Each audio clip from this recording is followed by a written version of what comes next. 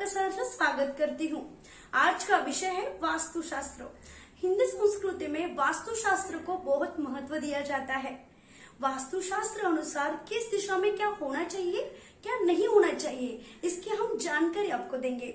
अगर ये वीडियो आपको अच्छा लगे तो इस वीडियो को लाइक करें, शेयर करें और सब्सक्राइब जरूर करें। अभी हम जानेंगे पूर्व दिशा के बारे में।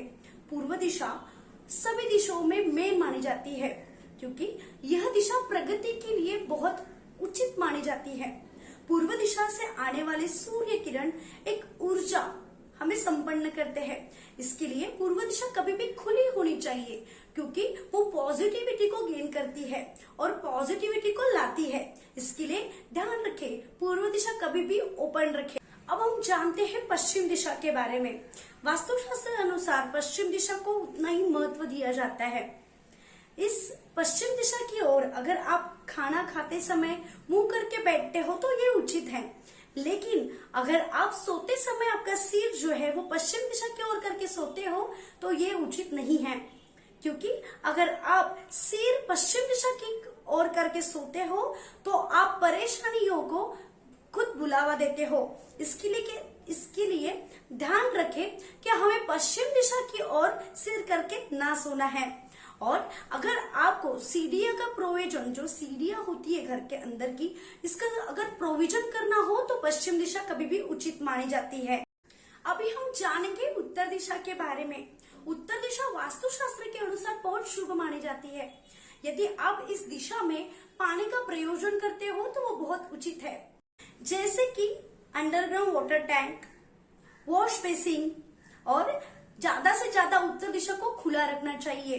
घर के जो मेन डोर है, या यदि आपको डोर करना है तो उत्तर दिशा में करिए, आपको बहुत ज्यादा फायदा होगा। और विंडो की सेटिंग भी आप यहाँ पे कर सकते हो। बालकनी जैसे प्रोविजन भी आप उत्तर दिशा में कर सकते हो, क्योंकि उत्तर दिशा हमेशा पॉजिटिव एनर्जी क्रिएट करती है।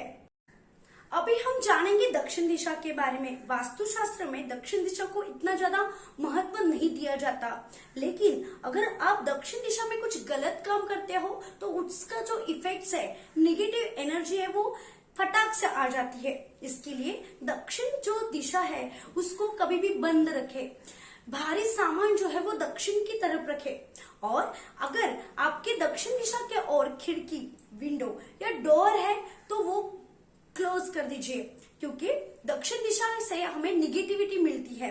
इसके लिए दक्षिण दिशा कभी भी बंद रखनी चाहिए। अभी हम जानेंगे उत्तर पूर्व दिशा। इसको ईशान कोण भी बोला जाता है।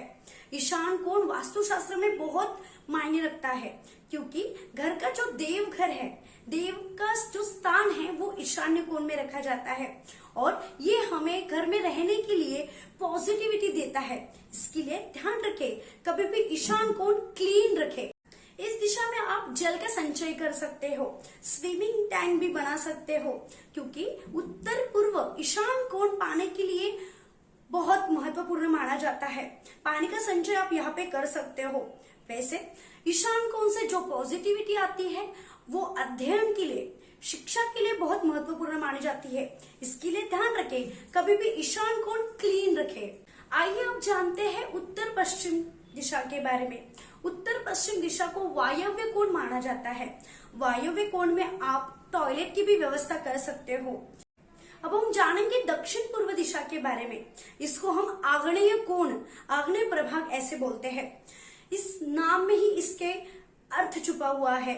आग्नेय बोले तो अग्नि के रिलेटेड जो भी मटेरियल है, जो भी वस्तु है वो आप रखने चाहिए, जैसे कि किचन की व्यवस्था, किचन की जो गैस की शेगड़ियां होती है वो हम आग्नेय कोण में रखते हैं, क्योंकि यहाँ से अग्नि प्रज्वलित होके हमें राहत देती है। अब हम जानेंगे दक्षिण पश्चिम दिशा के बारे में। इसको हम नैऋत्य कोण, नैऋत्य प्रभाग ऐसे भी बोलते हैं। यह वास्तुशास्त्र के अनुसार इतना उचित फल देने वाली जगह नहीं है। ये जो दिशा है वो थोड़ी निगेटिव एनर्जी को क्रिएट करती है, लेकिन ध्यान रखें, यह जो दिशा है वो निगेटिव एनर्जी देती है। इसके लिए इसको क्लीन रखना बहुत जरूरी है। सब इंफॉर्मेशन थी दिशाओं के बारे में, लेकिन आपको पता है घर का जो आंगन रहता है उसको भी वास्तुशास्त्र के अनुसार बहुत महत्व दिया जाता है, क्योंकि आंगन जो है वो एक पॉजिटिविटी को बरकरार रखती है। इसके लिए यदि आपके घर के आगे आंगन होगा तो वो बहुत शुभ कारक है। घर के सामने जो आंगन रहेगा वहां पे रोज रंगोली निकालिए, क्योंकि वो पॉजिटिव एनर्जी क्रिएट करती है। आपके घर के सामने आप तुलसी का एक पौधा लगा सकते हो और जो एक सकारात्मक ऊर्जा क्रिएट करती है, ऐसे जो भी फूलों के पौधे हैं वो भी आप लगा सकते हो। देखिए आपके घर में सकारात्मक ऊर्जा बनी रहेगी। आपको ये इन्फॉर्मेशन कैसी लगी ये हमें कमेंट सेक्शन में जरूर बताइएगा। नमो नमः।